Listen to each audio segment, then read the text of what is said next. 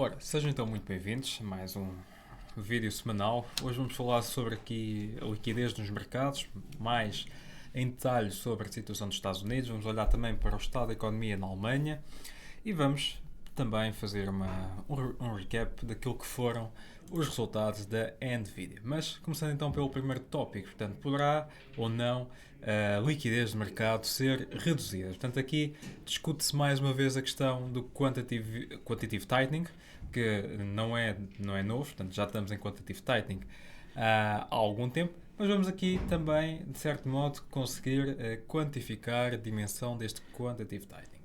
Ora, se olharmos aqui para este gráfico, temos aqui duas formas que servem para medir a liquidez no mercado e aqui, através dos indicadores ou das medições do Money Supply, neste caso o M0 e o M2.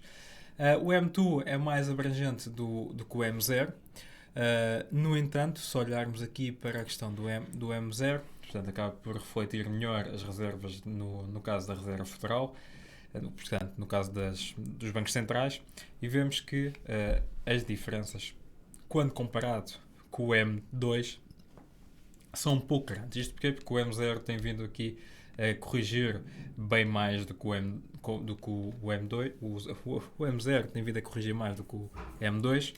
E podemos ver aqui que, portanto, isto é resultado também da alteração na altura das políticas monetárias para o quantitative tightening, que acabou por contribuir também para que a liquidez então do mercado diminuísse. Portanto, como podemos ver, e apesar da recuperação dos mercados recentemente, vemos que ainda estamos num período em que a liquidez do mercado está a retomar, mas está longe dos níveis anteriores.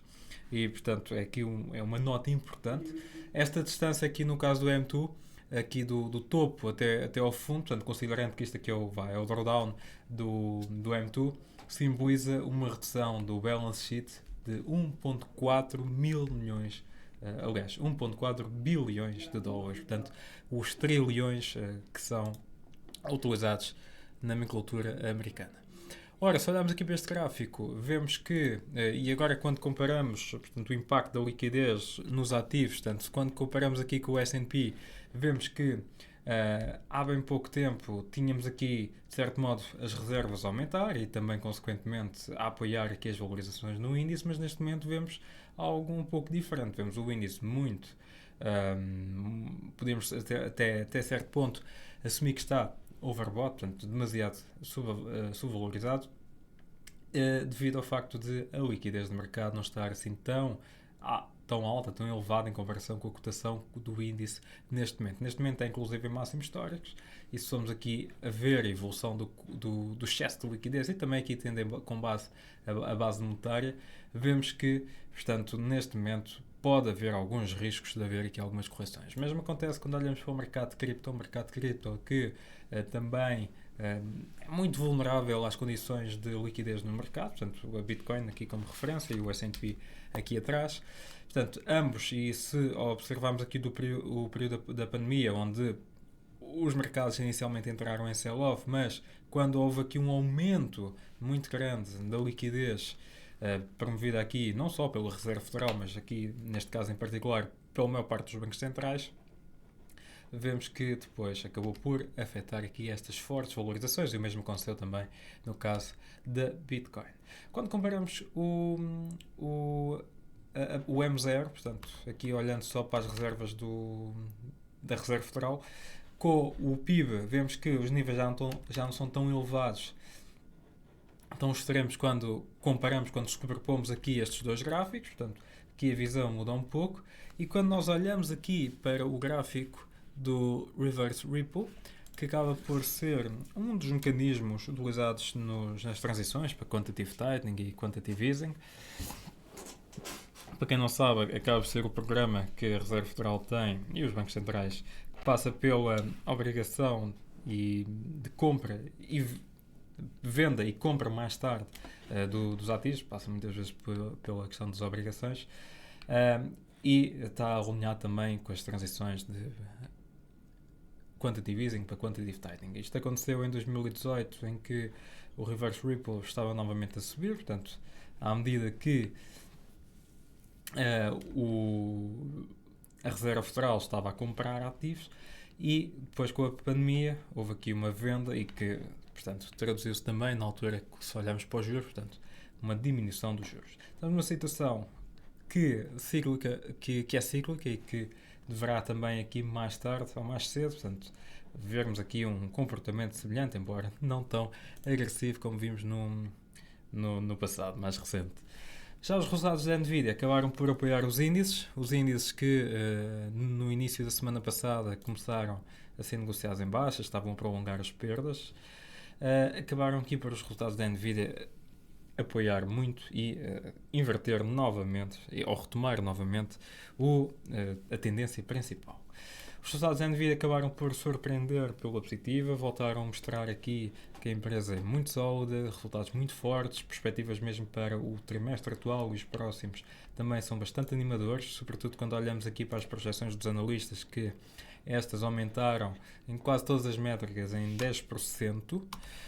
Portanto, a aposta na empresa continua aqui a ser muito grande e aqui a empresa a surpreender e ser um dos triggers para o mercado. Portanto, mais uma vez, as Magnific 7 a ter um impacto muito, muito relevante no sentimento do mercado e estão aqui também a fazer com que algumas das preocupações, nomeadamente a questão da inflação e os juros, acabem por certo modo, pelo menos a curto prazo, que passem para o segundo plano.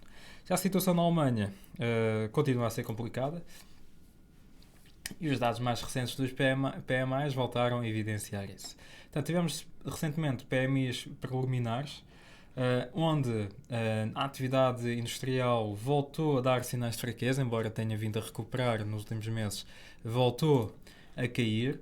Quando olhamos para os dados, ou os subíndices do Instituto Alemão, o IFO, vemos que o sentimento entre os empresários também voltou a baixar, portanto, claramente que aqui a situação não está nada favorável para a economia alemã.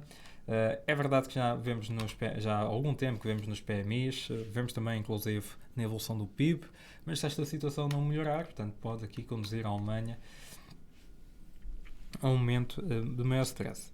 Quando olhamos aqui para as vendas a retalho, que é uma das formas que nós também podemos utilizar para ver ou para perceber como é que está a dinâmica no consumo, vemos que continua a baixar, portanto, continua aqui a notar-se muito o abrandamento da atividade económica no caso do alemão. Mais uma vez, já tinha vindo aqui a referir isto no passado, que é até agora a França tem conseguido ser um pouco mais resiliente do que a economia alemã, mas se a França começar também a mostrar sinais idênticos à economia alemã, poderá ser também um trigger para levar aqui o BCE a ajustar as suas políticas monetárias.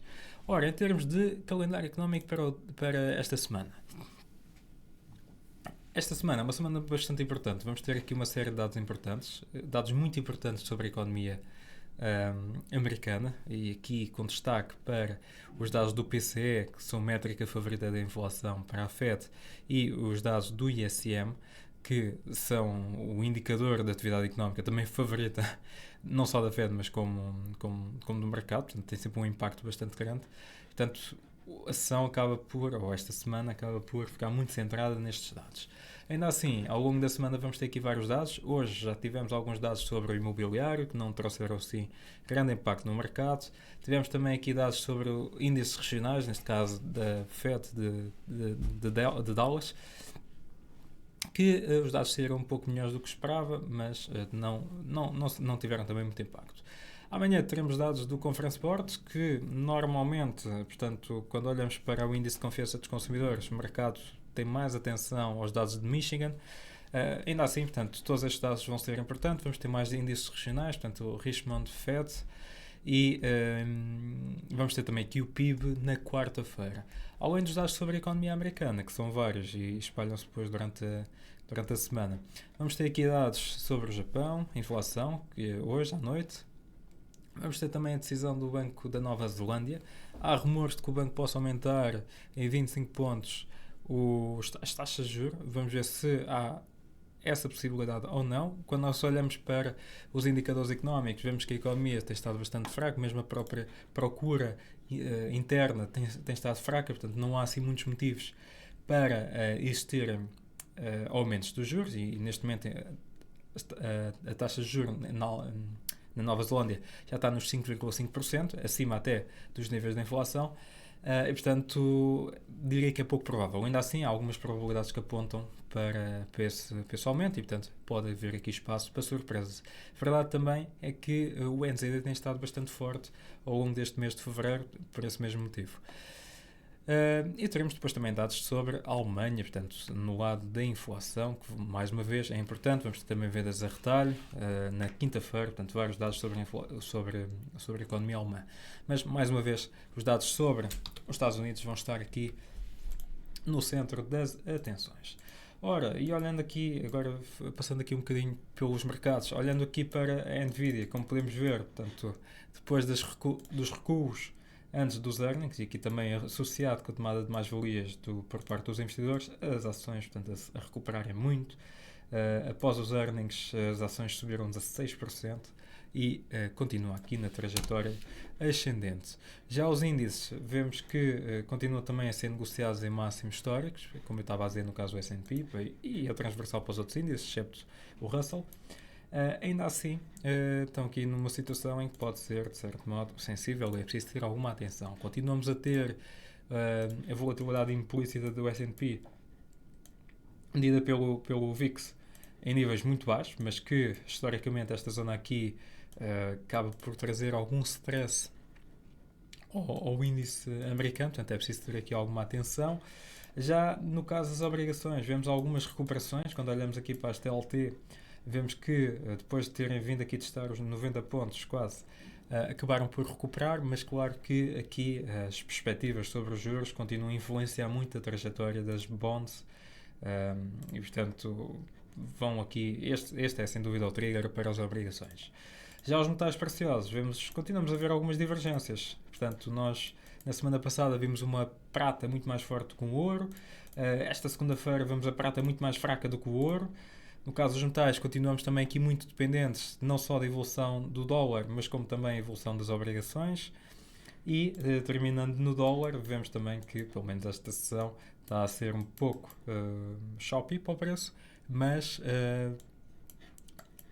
temos vindo aqui a observar várias estruturas de alta em que, portanto, olhando aqui a curto prazo, pode, de facto, haver aqui ainda espaço para algumas subidas, embora isto aqui dependerá muito também dos catalisadores que vão surgindo no mercado. Já o petróleo, e agora aqui para concluir, já o petróleo continua aqui a ser negociado de forma flat. Na semana passada conseguiu fechar em terreno negativo e terminar com as 2 semanas de ganhos consecutivos.